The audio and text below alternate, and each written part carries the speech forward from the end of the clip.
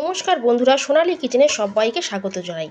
আজকে আমি আপনাদের সাথে শেয়ার করব শীতের ফুলকপি আলু কড়াইশুঁটি দিয়ে রুই মাছের ঝোল। আশা করছি আজকের ভিডিওটা আপনাদের খুবই ভালো লাগবে। প্রথমে মাছের মধ্যে নুন আর হলুদ মাখিয়ে নেব।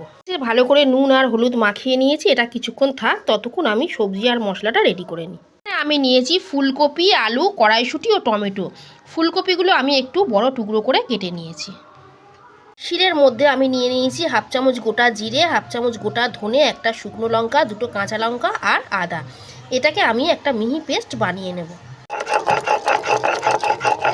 মশলা খুব ভালো করে মিহি করে বেটে নিয়েছি, এবারে তুলে নেব। সর্ষের তেল ভালো করে গরম করে নিয়েছি, এবারে এর মধ্যে দিয়ে দেবো আলু আর ফুলকপি। আলু আর ফুলকপি দিয়ে দিয়েছি, এবারে এর মধ্যে দিয়ে দেবো নুন আর দেবো হলুদ।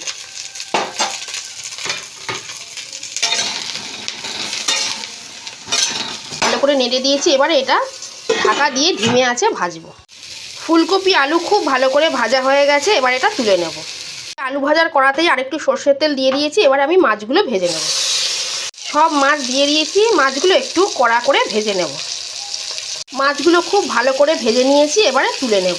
ফোড়নে দিয়ে দেবো তেজপাতা, শুকনো লঙ্কা ও পাঁচ ফোড়ন। থেকে সুন্দর গন্ধ বেরিয়েছে, এবারে এর মধ্যে দিয়ে দেবো পেঁয়াজ বাটা। একটা বড় সাইজের পেঁয়াজ বেটে আমি এর মধ্যে দিয়েছি। পেঁয়াজটাকে একটু লাল করে ভেজে নেব। ভালো করে ভেজে নিয়েছি, এবারে এর মধ্যে দিয়ে দেব আদা, জিরে, ধনে ও লঙ্কা বাটাটা। মশলাটা এবার খুব ভালো করে কষবো। আমি এখানে বাটা মশলা ব্যবহার করেছি, আপনারা চাইলে গুঁড়ো মশলাও ব্যবহার করতে পারেন, তবে বাটা মশলায় করলে রান্নার স্বাদ খুব ভালো হয়। ভালো করে ভেজে নিয়েছি, এবারে এর মধ্যে দিয়ে দেব টমেটো বাটা, হলুদ গুঁড়ো আর দেব পরিমাণ মতো নুন। দিয়ে আবারও এটা কিছুক্ষণ ভাজবো। খুব ভালো করে কষে নিয়েছি, এবারে এর মধ্যে দিয়ে দেব ভেজে রাখা ফুলকপি ও আলু। দিয়ে মশলার সাথে ভালো করে মিশিয়ে নেব। মশলার সাথে ফুলকপি ও আলু একটু ভালো করে ভাজবো। এবারে এটা ঢাকা দিয়ে ধিমে আঁচে কিছুক্ষণ কষে নেব। ফুলকপি আলুর সাথে মশলা খুব ভালো করে কষে নিয়েছি। এইভাবে একটু কষে নিলে ফুলকপি আলুর মধ্যে নুন ঝাল খুব ভালো করে ঢোকে আর খেতেও খুব ভালো লাগে। এবারে আমি এর মধ্যে দিয়ে দেব গরম জল। দিয়ে আবারও একটু ঢাকা দিয়ে ফুলকপি আলুটা ভালো করে সেদ্ধ করে নেব। ঝোল খুব ভালো করে ফুটছে, এবার এর মধ্যে আমি কড়াইশুঁটিটা দিয়ে দেবো।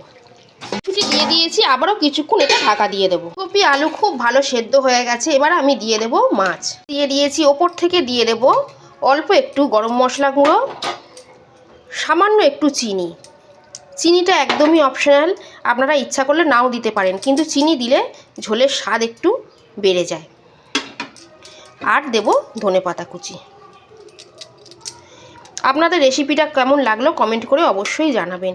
ভালো লেগে থাকলে লাইক করবেন, শেয়ার করবেন, চ্যানেলটা সাবস্ক্রাইব করে আমার পাশে থাকবেন। আজকের মতো এই পর্যন্তই। সবাই খুব ভালো থাকবেন, সুস্থ থাকবেন। ধন্যবাদ।